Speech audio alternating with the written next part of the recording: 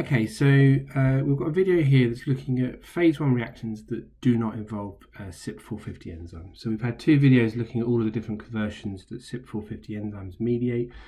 There's just a couple of conversions that we need to look at to finish the whole picture on phase 1 metabolic conversions.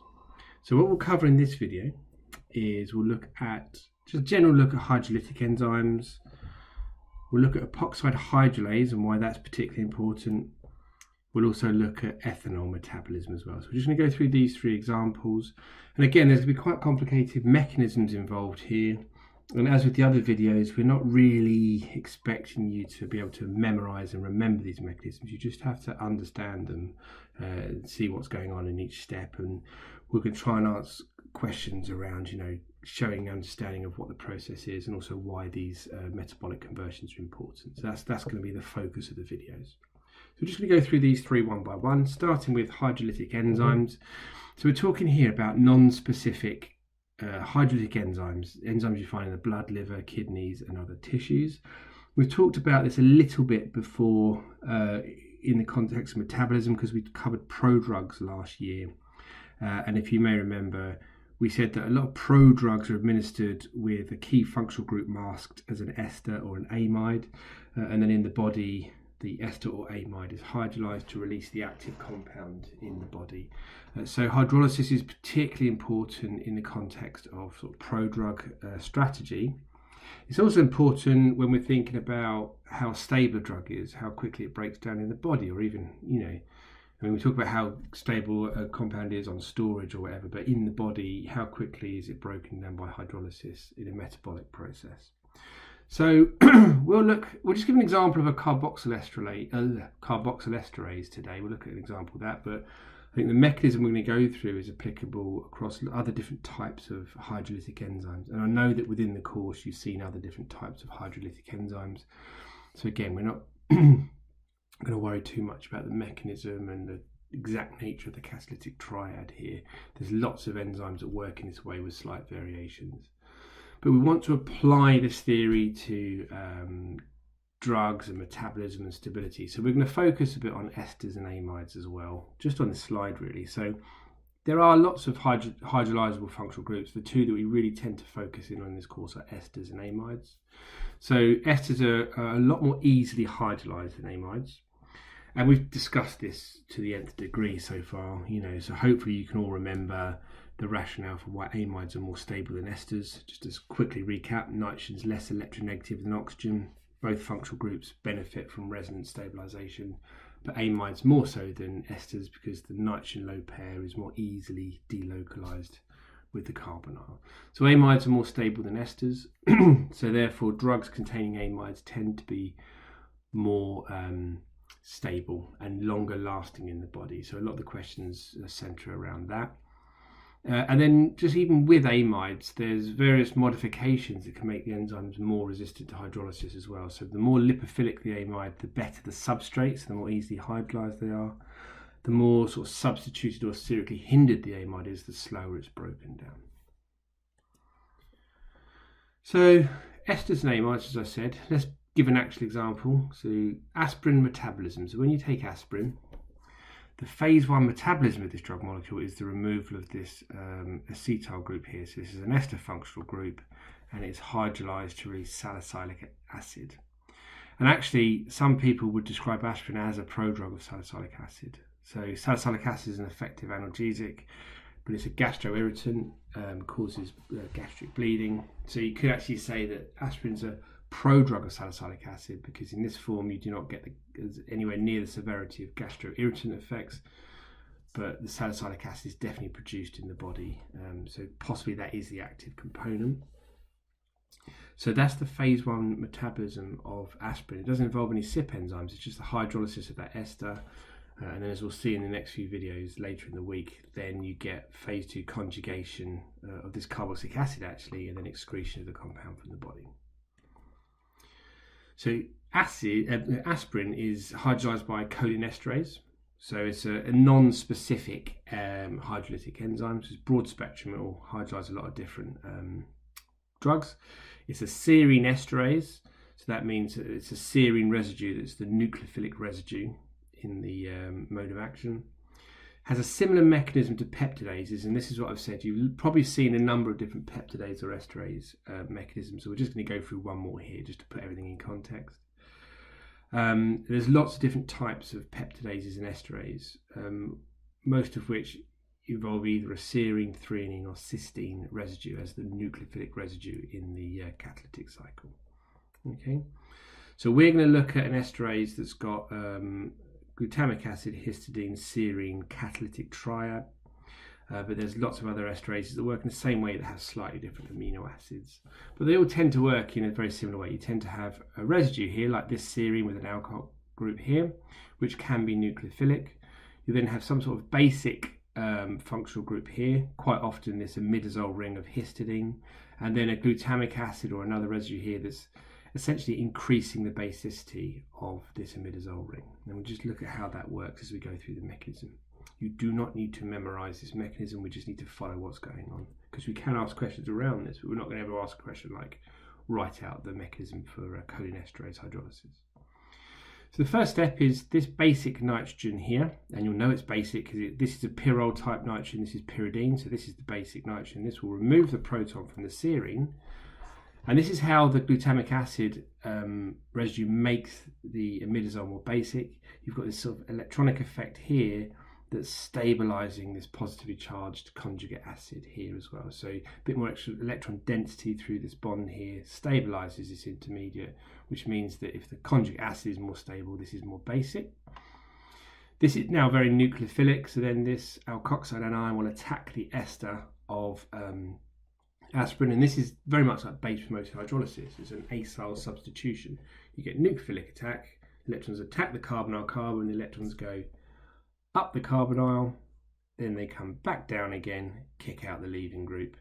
And we've sort of mixed two steps into one here. So when this bond breaks, we can just essentially say that rather than show this oxygen protonating, then pulling the nitrogen off the hydrogen off this nitrogen, you could do it in one step. So like eventually the two electrons here are going to ultimately bond with this hydrogen, pull it off. So we're just sort of showing two steps in one here. And that gives the metabolite to the salicylic acid, but the catalytic site of the enzyme is currently covalently blocked because you've got an ester here rather than an alcohol. So then there's a second nucleophilic acyl substitution that returns the catalytic triad back to its original resting state. And it's the same process again really. You've got the basic nitrogen, this time it deprotonates water. That generates a hydroxide anion which will attack the ester, and this is a standard base promoted hydrolysis. Now you've got a nucleophilic attack, electrons go up the carbonyl, they then come back down and they kick out the leaving group. In this case it's the serine oxygen, which then pulls the proton back off of the imidazole, and then you've got your catalytic triad back. So this is a really nice representative mechanism. It's pretty much how all of the hydrolytic enzymes work. So we can ask questions around this and generally how each of these amino acids are contributing to the catalytic cycle. We're not going to ask you to give out the whole mechanism in its entirety. And in the context of metabolism, we're just talking here about esterases, peptidases, and how that relates to, let's say, the duration of action or stability of a drug in the body. Some compounds will be broken down more easily than others, and it tends to be the same comparisons we made last year, comparisons between amides and esters. And we'll also talk, I think, in the synchronous sessions about other modifications you can make to amides and esters to make them more resistant to hydrolysis. So we're trying to tie together metabolism with drug design and drug development. Right, let's look at epoxides now. So as I said in my previous video, epoxides are often generated via CYP450 activity. And as I also touched upon in that last video, when epoxides are generated by CYP enzymes, it's not a good thing essentially, because epoxides tend to be quite toxic. And they're toxic because they're very reactive and they tend to react with DNA and proteins. So there's quite a few examples of compounds that generate toxic metabolites and go on to have carcinogenic effects in the body. Compounds like polycyclic aromatic hydrocarbons, or aflatoxin, which is one of the most carcinogenic compounds that we know about. These are compounds that are carcinogenic because they have toxic metabolites that contain an epoxide. So let's look at an example of a polycyclic aromatic hydrocarbon. And we can give an actual example of how this has caused a health effect in society, because in the 18th century, skin cancers were unusually frequent among sort of fuel industry workers and chimney sweeps and things like that. And it was discovered that it was because coal and the fossil fuels that we use contained a lot of polycyclic aromatic hydrocarbons like benzo alpha pyrene. So the way this compound is metabolized is CYP enzymes will epoxidize bonds like this bond here to generate epoxides. And to sort of the trained eye, this just looks like a horribly toxic compound, because what you've got is you've got a plain aromatic system which will be able to intercalate between the base pairs in DNA. So you've got a delivery system here that's going to mean this compound will bind very effectively with DNA. And then you've got an incredibly electrophilic functional group which is going to react with the basic residues in DNA and cause alkylation and DNA strand breaks and things like that. So this is a really horrible looking compound and one that's going to disrupt the function of DNA and cause toxic effects. So look at that in a tiny bit more detail. Let's look at this compound. You've got the planar aromatic system intercalates in between the DNA base pairs. That brings the epoxide into proximity with the basic nitrogens in the bases. So what you tend to see is these nitrogens will then react with the epoxides. And as we've said before, the epoxides have what we describe as ring strain. So each of these atoms is sp3 hybridized, and as we know, the most favorable geometry for an sp3 hybridized atom is tetrahedral with a bond angle of 109.5 degrees. Well, squeezed into a sort of three-membered ring, there's going to be a much shallower bond angle than that. So these atoms are being held in this ring at an unnatural bond angle. So by breaking the ring open, you will relieve that sort of strain, conformational strain for each of these atoms. So that is ring strain. So when this nitrogen attacks this electron poor carbon here, it's a very favourable process to form this bond and here break this ring open. And now each of these sp3 hybridized carbon atoms can have the appropriate geometry. That's why epoxides are such good electrophiles. So in DNA, the basic nitrogens are nucleophilic enough to ring open an epoxide. So you've got your aromatic system delivers the molecule to the DNA. The basic nitrogens ring open the epoxide and you get these covalent bonds formed to these metabolites here. And this is obviously very bad news. This is really starting to affect the structure of the DNA, because what happens from here is you ultimately lead to apurinic DNA. So the purine base here is going to be removed from the DNA, the backbone of the DNA here, via elimination like this. You see these lone pairs will come in here, put a double bond in, break this bond, put the electrons into here and push these pi electrons up onto the nitrogen to neutralize that positive charge.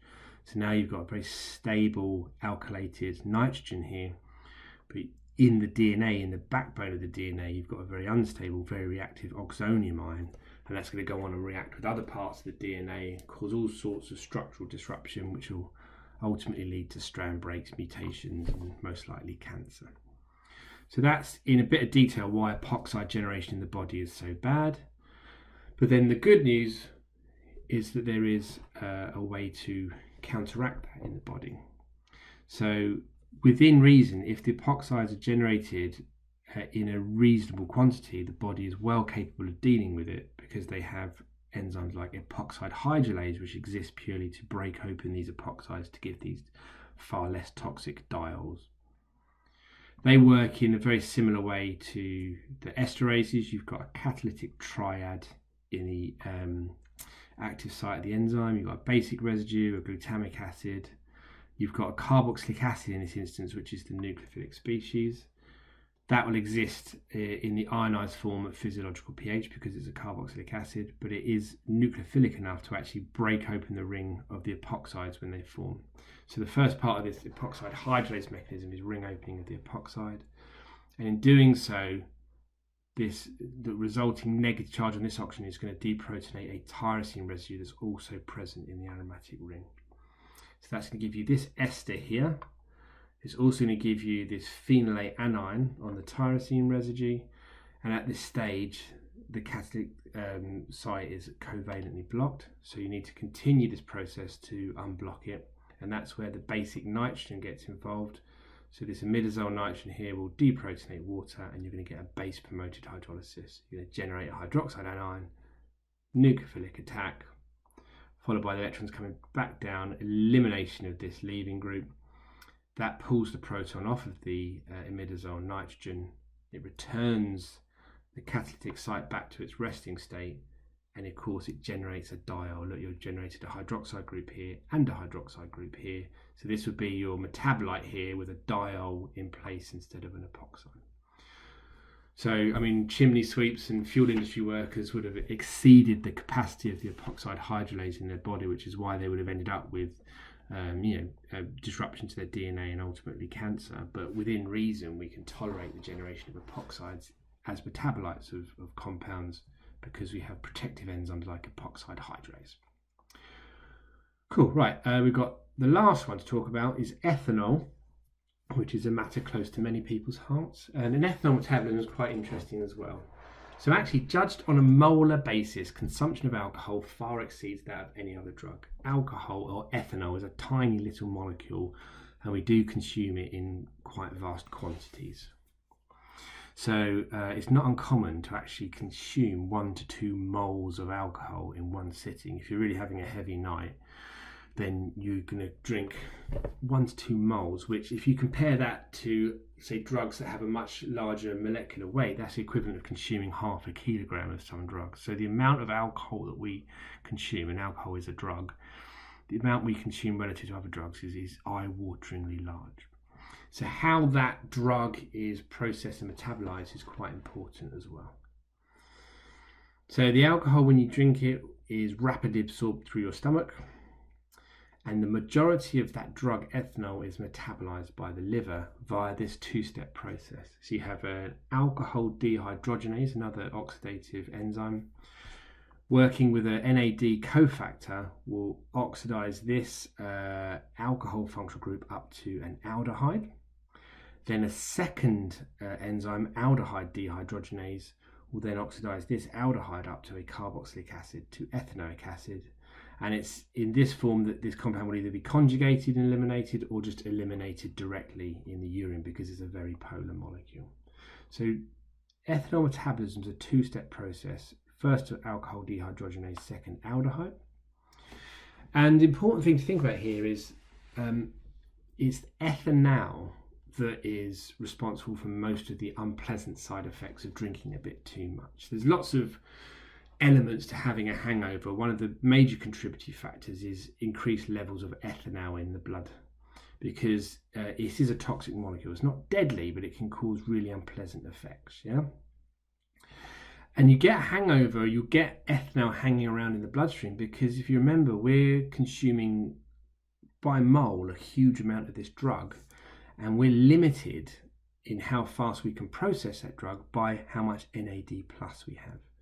Okay, so to process, let's say if you've really had a heavy session and you've consumed 2 moles of ethanol, that's going to require about 1.5 kilograms of this cofactor NAD plus to be able to process through this metabolic process to get rid of the ethanol or get rid of the alcohol and eventually get it to ethanoic acid. There's only so much circulating NAD plus in the body, so you can only generate this over a rate limited process, which is why it takes about an hour to process 8 grams of alcohol in adults. And that's why these hangovers and the negative effects of drinking alcohol tend to last for quite a while after consuming the drug, because you're on a molar basis you're consuming a ridiculous amount of a drug, and there's only so much NAD plus around to help you process it out. So usually only low levels of ethanol in the blood, little noticeable effect. Obviously that increases the more alcohol you consume. In large amounts though, you get really unpleasant effects: flushing, tachycardia, hyperventilation, panic, distress. So it's really unpleasant to have elevated levels of ethanol in the body. It's not deadly, but it's really unpleasant.